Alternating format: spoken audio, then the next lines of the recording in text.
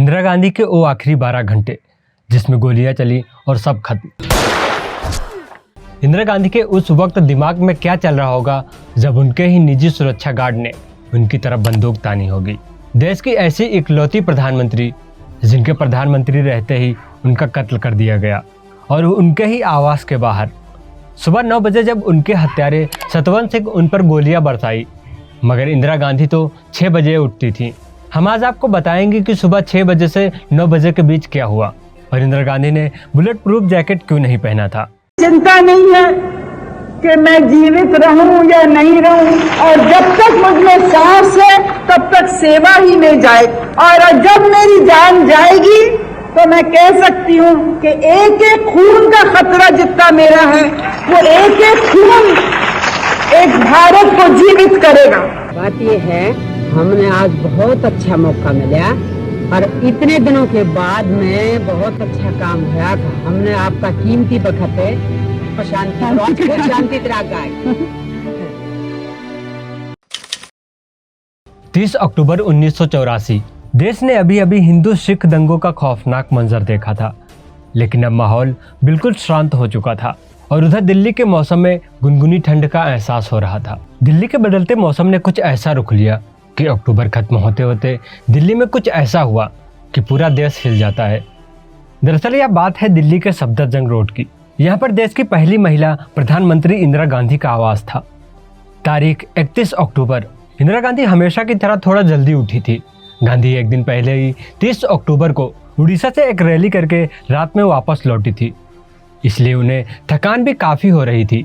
लेकिन बावजूद इसके गांधी 6 बजे उठ गई, क्योंकि आज ठीक 9:20 पर मशहूर एक्टर और टीवी प्रेजेंटर पीटर उत्सिनो को उन्हें अपनी डॉक्यूमेंट्री के लिए इंटरव्यू देना था। इसलिए गांधी सुबह जल्दी उठकर खास तौर से तैयार हो रही थी। उन्होंने इस मौके पर अपनी साड़ी चुनी केसरिया रंग की और उस पर काले रंग का बॉर्डर था। उनके पर्सनल स्टाफ की महिला आकर उन्हें तैयार करने लगी। अभी उनके डॉक्टर कृष्णा प्रसाद माथुर भी आ गए। 1966 में पहली बार इंदिरा गांधी प्रधानमंत्री बनी थी। तब से उनके डॉक्टर माथुर हर रोज उनके पास आते थे उनका चेकअप करने। इंदिरा को राजनीति में आने के बाद उनका स्वास्थ्य बहुत ही ठीक रहता था। आज का दिन इंदिरा गांधी के लिए हमेशा की तरह ना होकर थोड़ा सा अलग था, क्योंकि आज का दिन उनका आखिरी दिन था। इस बात से बेखबर इंदिरा घर से बाहर निकलते वक्त ना तो कोई बुलेट प्रूफ जैकेट पहना था और ना ही उनके पास सिक्योरिटी थी। इंटरव्यू की जगह इंदिरा के घर के पास ही थी, सिर्फ एक गलियारे को पार करना होता था। इसलिए वह तैयार होने के बाद इंटरव्यू के लिए पैदल ही निकल जाती हैं। उनके पीछे दिल्ली का एक कांस्टेबल उनके ऊपर छाता ताने हुए, उनसे कुछ फीट पीछे इंदिरा के प्रमुख सचिव राजेंद्र कुमार धवन, उनके ठीक पीछे एक चपरासी और एक दरोगा। इंदिरा जैसे ही अपने छोटे से लकड़ी के गेट के पास पहुंचती हैं, तभी पहरा दे रहा बेअंत सिंह सामने आ जाता है। बेअंत सिंह पिछले 9 साल से उनकी सुरक्षा में था। कई बार साथ में विदेश भी गया था। कुछ महीने पहले उसे पीएम सुरक्षा से उसे एडवाइजर और रो चीफ आर्यन काव के कहने पर हटा दिया गया था, लेकिन बेअंत सिंह सीधा मैडम से अपील की। इंदिरा और आर.के. धवन ने उनके ट्रांसफर ऑर्डर कैंसिल करा दिए। इंदिरा का कहना था कि मुझे अपने सिख सुरक्षा कर्मियों पर पूरा भरोसा है। भरोसा इसलिए था कि 5 महीने पहले ऑपरेशन ब्लू स्टार शुरू हुआ था। गांधी की मौत भले ही 31 अक्टूबर को हुई हो, लेकिन उनकी मौत कई महीने पहले ऑपरेशन ब्लू स्टार के साथ ही लिखी जा चुकी थी। अब ब्लू स्टार ऑपरेशन क्या था और कौन थे वह लोग? इंदिरा गांधी की मौत की कहानी शुरू होती ऑपरेशन ब्लू स्टार के साथ। ऑपरेशन ब्लू स्टार के बारे में जानने के लिए आपको हमारे साथ चलना पड़ेगा कुछ साल पीछे। 1970 का दौर था। भारत को आज़ादी मिले हुए अभी कुछ ही साल हुए थे। आज़ादी के बाद देश लगभग हर तरह से संतुष्ट था, क्योंकि मुस्लिमों को पाकिस्तान मिल चुका था और बाकी हिंदुस्तानियों को हिंदुस्तान मिल गया। लेकिन इन सब में सिखों का क्या था? उन्हें लगता था कि उनके साथ नाइंसाफ़ी हुई है। उन्हें लगता था कि हिंदुस्तान सिर्फ हिंदुओं का है, इसलिए यह चाहते थे कि सिखों के लिए भी एक अलग देश बनाया जाए। और यही कारण था कि इस वर्ग ने पंजाब को खाली स्थान बनाने की मांग शुरू कर दी। 1970 के मध्य तक आते आते खालिस्तान की मांग जोर पकड़ने लगी थी। इस समय पंजाब में अकाली दल की सरकार थी और अकाली दल चाहता था कि पंजाब को खाली स्थान बनाया जाए। सत्ता के आने के बाद अकाली दल लगातार इंदिरा गांधी पर दबाव बनाता है कि वह पंजाब को भारत से अलग कर दें, लेकिन इंदिरा अकाली दल की इस मांग को सिरे से खारिज कर देती हैं। इंदिरा के मना करने के बाद अकाली दल के पास सिर्फ एक ही रास्ता बचा था कि वह कैसे भी करके इंदिरा को सत्ता से बेदखल कर दे। और इंदिरा को बेदखल करने के लिए अकाली दल अपना पूरा जोर लगाता है। पर साल 1980 के लोकसभा चुनाव में इंदिरा गांधी एक बार फिर से भारी बहुमत के साथ जीत जाती हैं।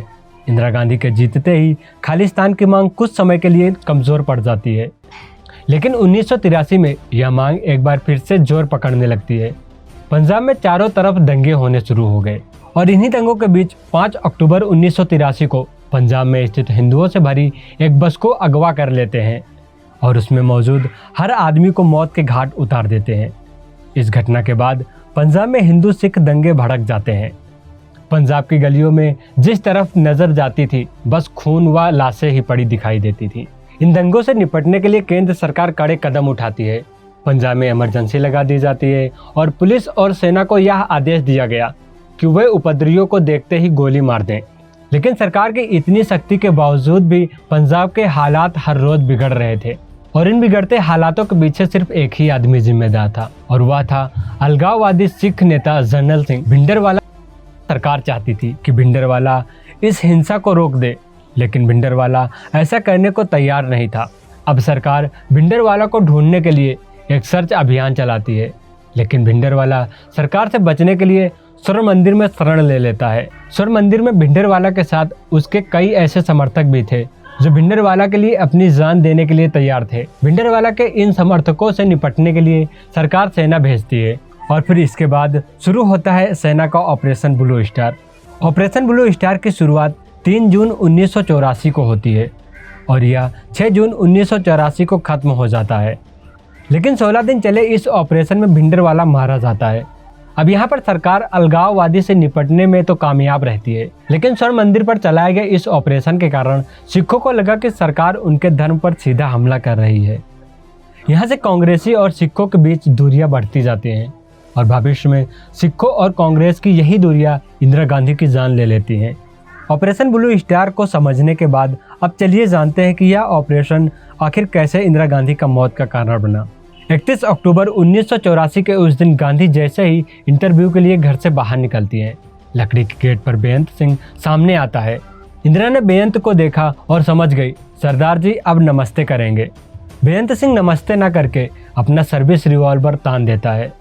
जब तक इंदिरा कहती ये क्या कर रहे हो, तब तक बेअंत सिंह ने 5 गोलियां इंदिरा के सीने में उतार दी। वहीं एक और सुरक्षाकर्मी सेना में तैनात 22 साल का सतवंत सिंह जो गुरदासपुर से आता था, आज उसने दस्त का बहाना कर भीतरी हिस्से में अपनी ड्यूटी लगवा ली थी। घास पर गिर चुकी इंदिरा पर उसने भी अपनी स्टेन गन तान दी और मैगजीन की 25 गोलियां प्रधानमंत्री की दिशा में दाग दी।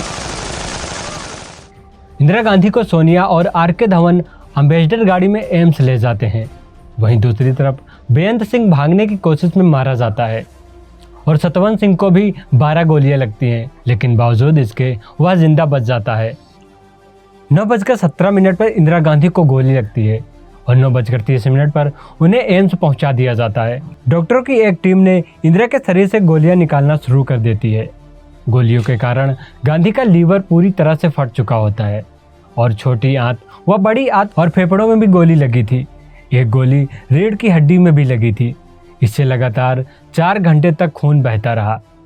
उनका ब्लड ग्रुप ओ नेगेटिव था, जो 100 लोगों में से सिर्फ एक का होता है, इसलिए डॉक्टरों को खून का इंतजाम करने में थोड़ी परेशानी होती है। गांधी का खून बहना तो बंद हो जाता है, लेकिन उनकी हालत लगातार खराब होती जाती है। डॉक्टर वहां पर मौजूद कांग्रेस के वरिष्ठ नेताओं को पहले ही बता देते हैं कि गांधी का बचना अब काफ़ी मुश्किल है। उस समय राजीव गांधी चुनाव के दौरे पर बंगाल में थे और राष्ट्रपति ज्ञानी जैल सिंह विदेश यात्रा पर, इसलिए अब एम्स में मौजूद इंदिरा के पास के कमरे में यह तय होने लगा कि अगला प्रधानमंत्री कौन होगा। अभी तक बोर्ड राजीव गांधी के पक्ष में थे। 2:30 पर इंदिरा गांधी की मौत का आधिकारिक ऐलान हो जाता है। इंदिरा की मौत के बाद राजीव गांधी नए प्रधानमंत्री बनते हैं। एक तरफ जहां राजीव गांधी देश के प्रधानमंत्री पद की शपथ ले रहे थे, वहीं दूसरी तरफ दिल्ली दंगों की आग में झुलस रहा था। देश के हर कोने में सिखों के खिलाफ दंगे होने शुरू हो जाते हैं। वहीं सतवंत सिंह और षड्यंत्र में साजिश करने वाले एक और शख्स केयर सिंह को कुछ सालों बाद फांसी हो जाती है। इसी बीच राष्ट्रपति ज्ञानी जैल सिंह भी अपनी विदेश यात्रा से बीच में ही लौट आते हैं। बाद में सरकार दिल्ली में हुए इन दंगों की जांच के लिए नानावती आयोग बनाती है, लेकिन उसका कुछ खास असर नहीं होता। ये इंदिरा गांधी की मौत की कहानी है। कुछ दिन पहले इंदिरा गांधी ने भुवनेश्वर की रैली में एक बात कही थी, मेरे शरीर के खून का हर कतरा देश की एकता में काम आएगा। आपको हमारा यह प्रयास कैसा लगा हमें कमेंट बॉक्स में ज़रूर बताएं। ऐसा ही वीडियो देखने के लिए देखते रहिए इन स्टार इंडिया। जय हिंद।